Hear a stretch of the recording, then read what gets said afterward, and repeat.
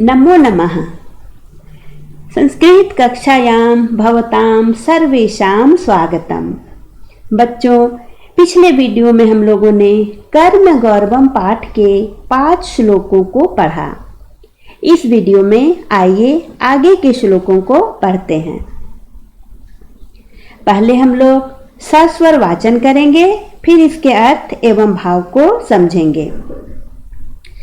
कर्माण्येव हि संसिद्धिम् आस्थिता जनकादयः लोकसंग्रहमेवापि सम्पश्यन् कर्तुम्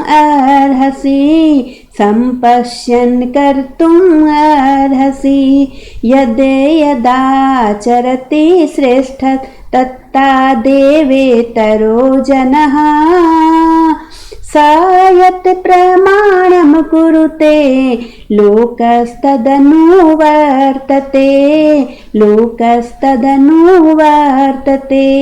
न बुद्धिभेदं जनयेत् अज्ञानां कर्मसंगिनां जोषयेत् सर्वकर्माणि विद्वान् युक्तः समाचरन्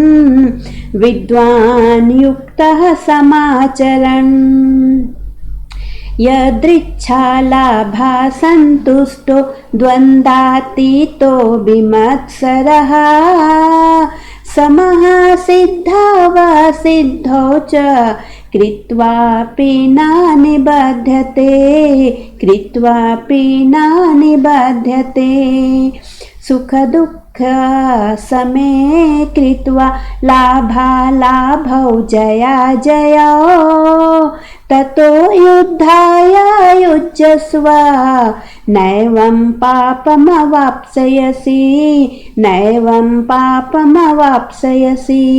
अनाश्रितः कर्मफलं कार्यं कर्म करोति यः स सन्न्यासी च योगी च नानिरग्निना चाक्रियः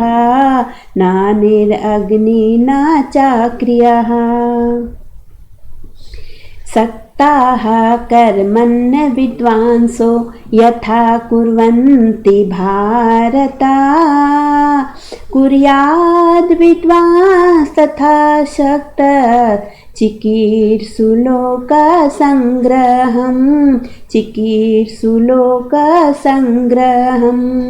कर्मण्येवाधिकारस्ते मा फलेषु कदाचन मा कर्मफला हेतुर्भू मा ते संगोस्त्वकर्मणि।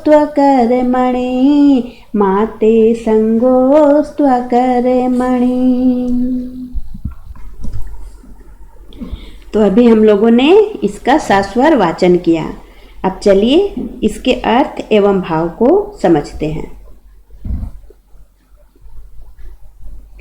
यहाँ पर श्री कृष्ण कहते हैं कि इस संसार में जनक आदि जितने भी महापुरुष हुए हैं वे सभी कर्मों में आश्रित रहकर ही सफलता को प्राप्त किए हैं और लोक संग्रह को देखते हुए, यानी कि पूर्वज लोग जो कर्म किए हैं, इस संसार में रहकर जितने भी श्रेष्ठ लोग हैं, जितने भी महान लोग हैं, उन लोगों ने केवल कर्मों के आधार पर ही सफलता पाई है। तो उनके द्वारा किए गए कर्मों को देखकर हे अर्जुन, तुम भी कर्म करने के ही योग्य हो, यानी कि तुम्हें भी कर्म ही करना चाहिए, क्योंकि पूर्वज लोग जो हैं वे उच्च पदों पर आसीन हुए हैं, सफलता को प्राप्त किए हैं, तो उसका कारण केवल कर्म ही था। इसलिए तुम भी केवल कर्म को ही करो। आगे वे कहते हैं कि यद यदाचरति श्रेष्ठ, यानी कि श्रेष्ठ लोग, महान लोग जैसा आचरण करते हैं, वे जो जो कर्म करते हैं वही प्रमाण बन जाता है और लोग जो है उसी का अनुसरण करते हैं, उसी के बताए मार्ग पर चलते हैं। इसलिए जो बुद्धिमान लोग होते हैं, जो श्रेष्ठ लोग होते हैं, उन्हें हमेशा अच्छा और अनुकरणीय कर्म ही करना चाहिए, क्योंकि उन्हीं को देखकर बाद में लोग उसी कर्म को करते हैं। ना बुद्धि भेदम जनयेत। फिर श्री कृष्ण कहते हैं कि वैसे लोग जो कि मूर्ख होते हैं, जो विद्वान नहीं होते हैं, जो कर्मों के बंधन में बंधे होते हैं, वैसे लोगों की बुद्धि में भ्रम उत्पन्न नहीं करना चाहिए। बुद्धिमानों को चाहिए कि वैसे लोगों की बुद्धि में कभी भी भ्रम उत्पन्न ना करे जो अज्ञानी हैं, जो कर्मों में आसक्त होकर कर्म को करते हैं। बल्कि बुद्धिमानों को चाहिए कि उन्हें स्वयं श्रेष्ठ कार्य का आचरण करते हुए, यानी कि श्रेष्ठ कर्म को करते हुए उनके सामने उदाहरण प्रस्तुत करना चाहिए और इस प्रकार उन्हें प्रेरित करना चाहिए। कहने का तात्पर्य है कि जो मूर्ख लोग होते हैं वे स्वार्थवश ही किसी कार्य को करते हैं।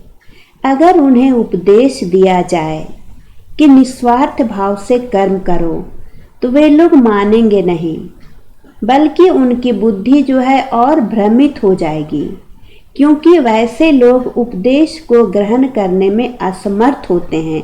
इसलिए उन्हें उपदेश नहीं करना चाहिए, बल्कि उनके सामने कर्म करके, श्रेष्ठ कर्म करके केवल उदाहरण प्रस्तुत करना चाहिए और उदाहरण प्रस्तुत करके ही उन्हें अच्छे कर्म करने के लिए, निस्वार्थ भाव से कर्म करने के लिए प्रेरित करना चाहिए।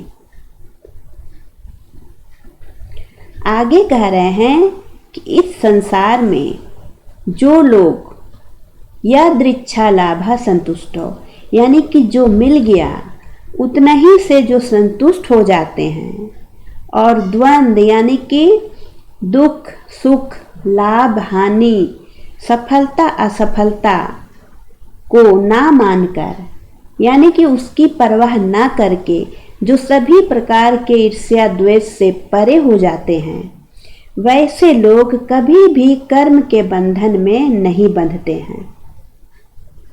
जो महान लोग होते हैं इस दुनिया में, वैसे लोग जो मिला उसी को पाकर संतुष्ट हो जाते हैं और जो किसी चीज़ की परवाह नहीं करते हैं, चाहे असफलता हो, चाहे सफलता हो, चाहे लाभ मिले या हानि मिले, चाहे दुख हो या सुख हो, और वे हर प्रकार के ईर्ष्या द्वेष से भी दूर रहते हैं।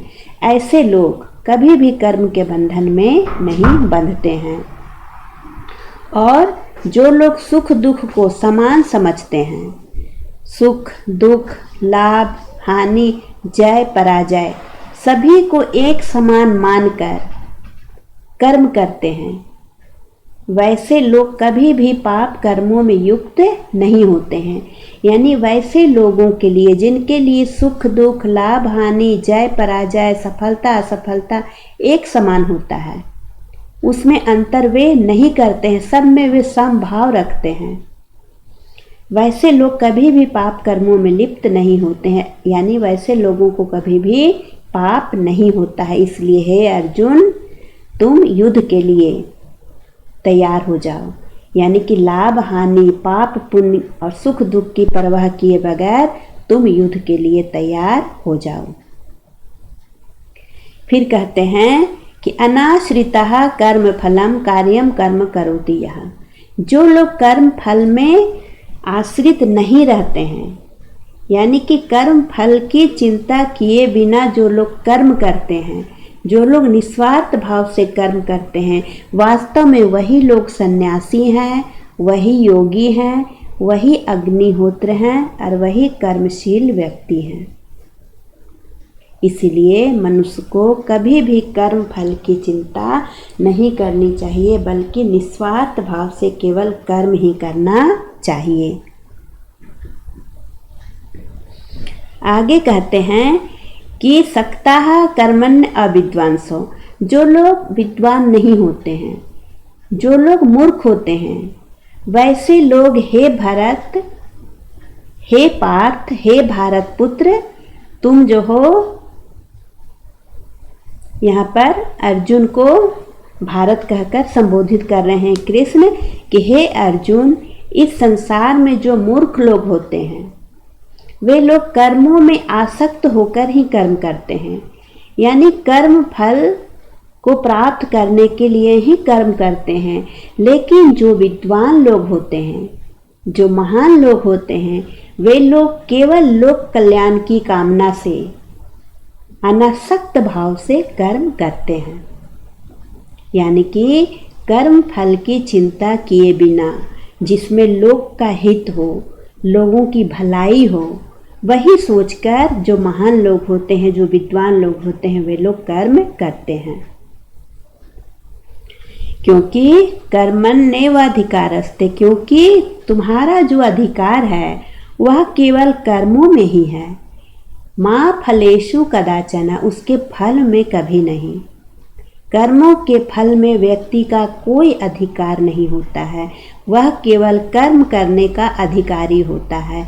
इसलिए हे मनुष्य, हे पार्थ, तुम कभी भी कर्म फल का हेतु मत बनो, यानी कि कर्म फल की चिंता करके कार्य मत करो, और अकर्म बन के भी तुम मत रहो, यानी कि अकर्म में तुम आसक्ति मत दिखाओ, बल्कि केवल निस्वार्थ भाव से, अनासक्त भाव से केवल कर्म करो, उसी में सभी का कल्याण है।